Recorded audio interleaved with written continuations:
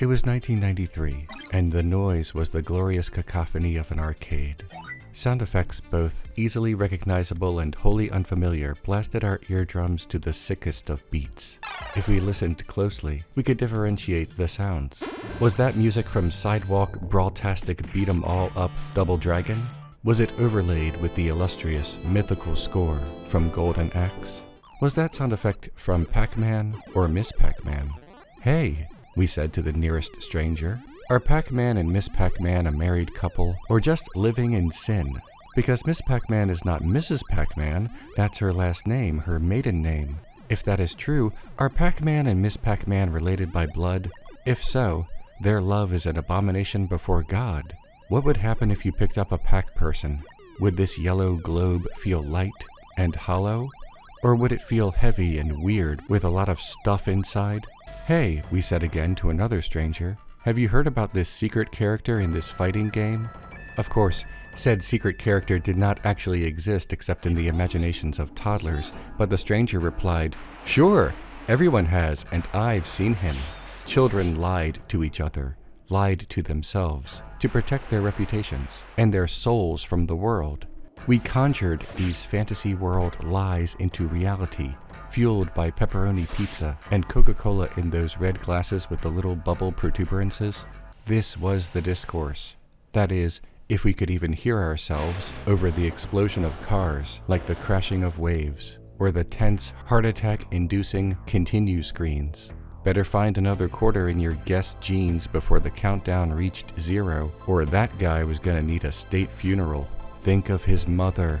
10, 20, 30 coin-operated monoliths towered over our still-growing, sweaty, fragile bodies, cursed with the painful but inevitable hex of puberty. I remember how I felt in the arcades, and I remember, all too well, the urban legends and mythology that we created to cope with existence. I grew up in Baltimore and in nearby Parkville. I didn't have a bicycle, though I believe one was offered to me at one point or another. I preferred to walk. I would walk endlessly as if on some quest through my neighborhood, living in my own series of interdimensional worlds. I walked approximately 3 miles to a pizza joint that I don't think is in business anymore.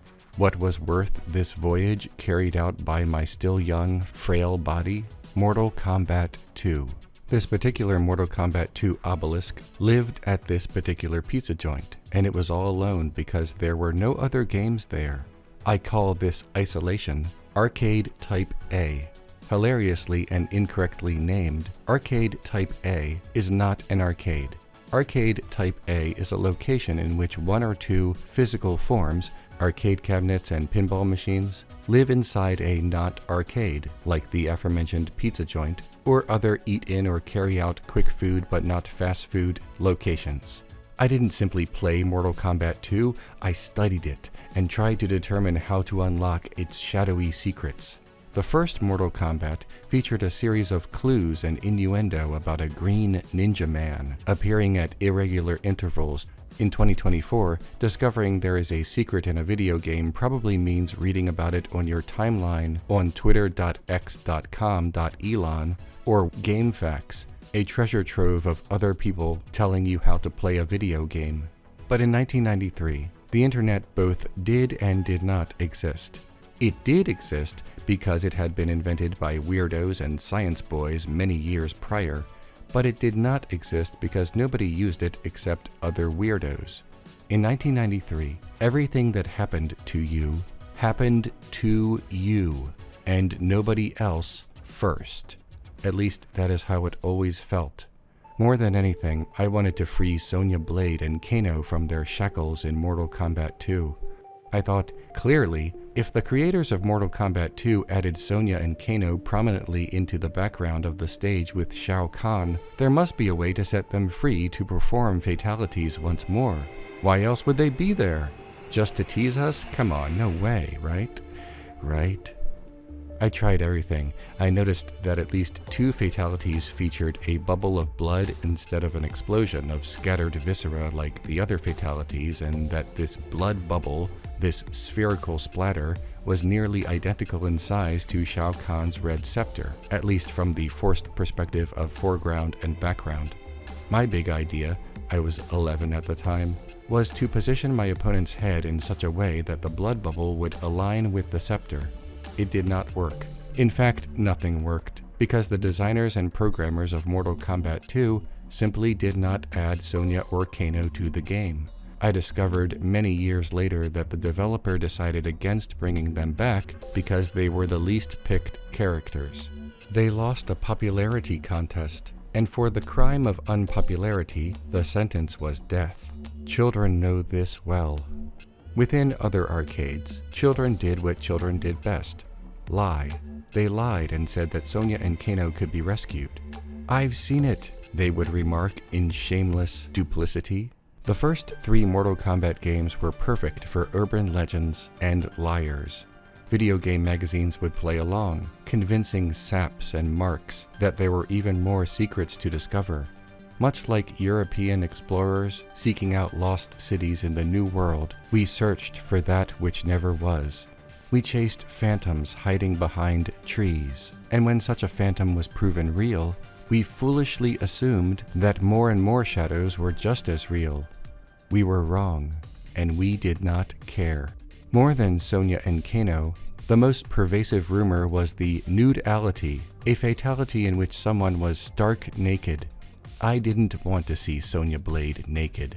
I wanted to see Shiva naked, because I was a freak. Nude-alities were not real. If parents and the United States Congress were not ready for women in nightgowns, their heads would rupture at the sight of nudity at a local pizza parlor right next to the pinball machines of their youth. One time, I witnessed something in an arcade that I later convinced myself did not happen. I saw a babality in which the toddler-fied opponent was attacked after the transformation. Only recently have I discovered that this was not a false memory, nor was it even intentional on the part of the programmers. It was actually a common glitch that was eventually patched out of later Mortal Kombat II arcade cabinets. It turns out this has long been confirmed. It was a relief to discover, approximately 30 years later, that I was not crazy. I was legend. Around the same time as my long walks to the pizza joint, I would also sometimes visit a bowling alley, but not for bowling. Many bowling alleys contained Arcade Type B.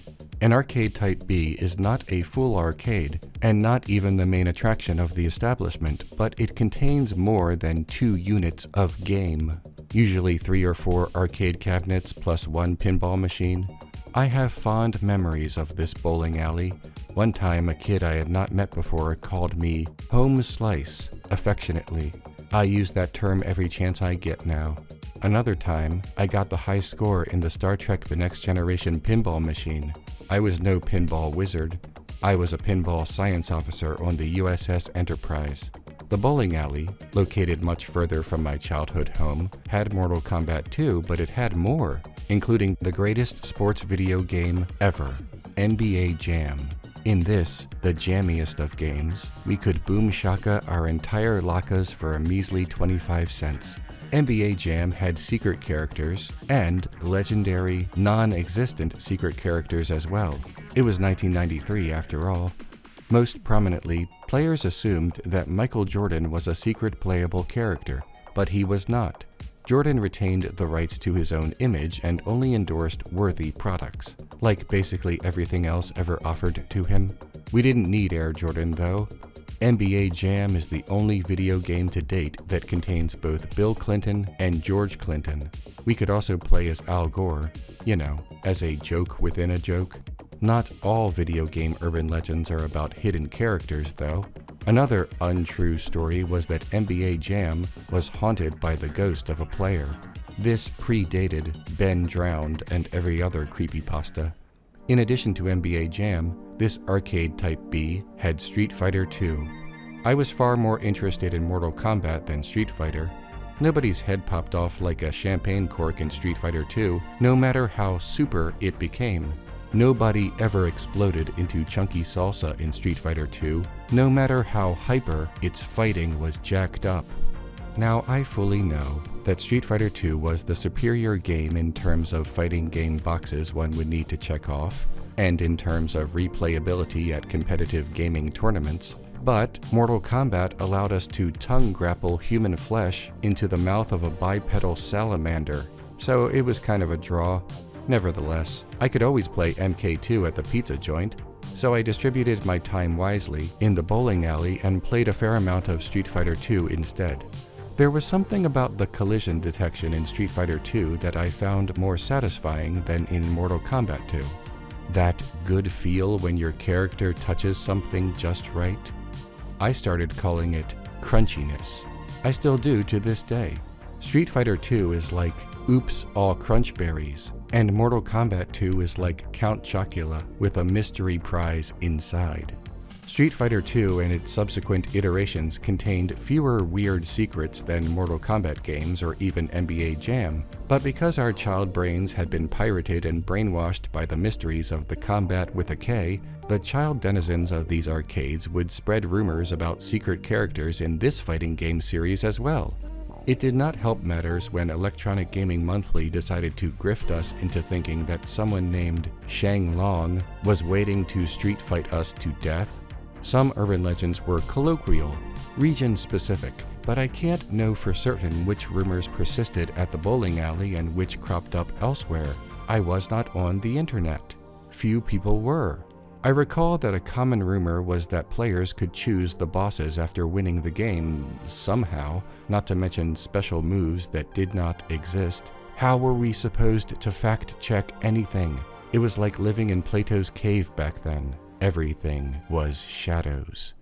Rumors and urban legends about video games were spread like the flu on playgrounds and lunchrooms, and not all of them were about arcade games. Children whispered that in Super Mario Bros., Mario could jump over the flagpole and earn a special new stage, but neither the home version nor the arcade version of this game ever produced such an outcome. There are ways to glitch over the flagpole, but it doesn't actually do anything except make the level unwinnable. Another was that Samus from Metroid could be completely nude under the right conditions. Later, such nudie rumors would persist for everyone from Lara Croft in Tomb Raider to Natalia in GoldenEye. The latter was propagated by a man working for a video game magazine. These days, when a new video game is released, someone says, "Can the characters be naked?" And modders say, "Yes." Online rumors about video games have a different vibe than urban legends spread without the power of the internet. Is it an urban legend if you read it on Resetera, or is it too digital to be urban? Most online rumors about video games are challenging to believe because of the digital trail left by its creators. Something becomes an urban legend if we can't disprove it, or if we can't determine the origin. If there is a chance that it's true, or at least a chance that you could convince an unsuspecting Mark that it's true. But most of what we call urban legends on the internet are just obvious hoaxes as performance art. We can't believe in magic anymore. Okay, back to the arcades. Arcade Type C is a large facility with a dozen or more units, a proper arcade, but connected to something like a restaurant and still not the main attraction. I used to go to a seafood restaurant that had, in another gigantic room, a fully stocked classic arcade with games ranging from 1978 smash hit Space Invaders to 1990 live-action innovation Pit Fighter. There were around 30 or 40 games to play. It was heaven. Classic arcade games were no strangers to urban legends. I remember one, and this could just be one of those local legends, not widespread, but the rumor went that Q*bert was designed to be an Illuminati or Freemason recruiting or brainwashing device. Because of the pyramid, I suppose? You know what? Sometimes there are just triangles. Okay? Did Triangle Man beat Particle Man to cover up his Illuminati status, or did they just have a fight? I remember this particular arcade had a Superman game that I never saw anywhere else and was never ported to home consoles. The developer decided to give Superman an energy blast as if he were Nuclear Man from Superman 4. It jammed itself into my brain, jaggedly. And whenever I would bring this up at school or anywhere else, nobody had any idea what I was talking about. It was the opposite of how arcade urban legends would spread. Instead of telling lies and having everyone believe me, I was telling the truth, and nobody believed me. I swear, I would think I had dreamed this game, if not for the internet proving its existence to me years later. It was my own personal Polybius. That leaves us only Arcade Type D, a dedicated arcade that is not connected to something else and is the main attraction. A business that is listed as just arcade. Sometimes it's in a mall, sometimes not, but it's always just an arcade. Because of this, one might think these arcades were the top destinations, but that varied depending on the services provided. Many of these Type Ds forced us to insert dollars into the change machines and receive not legal tender, but tokens. Meaningless, worthless tokens that could only be used at the arcade. So if your parents gave you a quarter to play a game, that was not good enough. Your parents needed to give you $1, and the dollar would give you 4 tokens. Worse yet, if you were a child with a little bit of allowance money or a job mowing lawns and had a few dollars to your name, you needed to spend an entire dollar of your own money, even if you only really wanted to spend 1, 2, or 3 quarters. And if you didn't have a full dollar, you didn't get to play. Arcades practically demanded a kind of entry fee for children. This should be illegal. And we couldn't just leave with tokens in our pockets, so we had better use them all up and return our worthless property into the arcade cabinet to be recycled back into the token machine for the next sap. This was a scam. F*** tokens. I remember one time at an arcade Type D, my school was having a professional day and we had the day off. You remember those? Not a real holiday, just a school-designated day off because of something related to the teachers' union or staff workshops. We didn't really care, we just knew we had the day off. But because it was such an unusual day off, the security guards wandering around the mall, desperate for people to harass, would question us about skipping school. I was like, look around, man. There are dozens of children here. What do you think is going on? As the years went on, these urban legends were made manifest. Shanglong became Gouken, a background character from Mortal Kombat II that the fans named Torch became Blaze. Polybius was not real, but now there are fan games paying tribute to this hoax. A number of internet rumors also turned out to be true and did not even require the reinvention of fiction into fact by the developer. Arcades are not as popular with children anymore because home consoles and easy-to-access PC gaming is significantly more convenient. But arcades are still out there. A Google search should produce a few, depending on your proximity to a big city and which country you're living in. Some arcades are geared more towards adults. Restaurants and bars with a gaming theme. Arcade Type E has arrived. I'm not likely to hear any Sonia and Kano rumors, but maybe I can get some fully loaded nachos. There is even one in my area.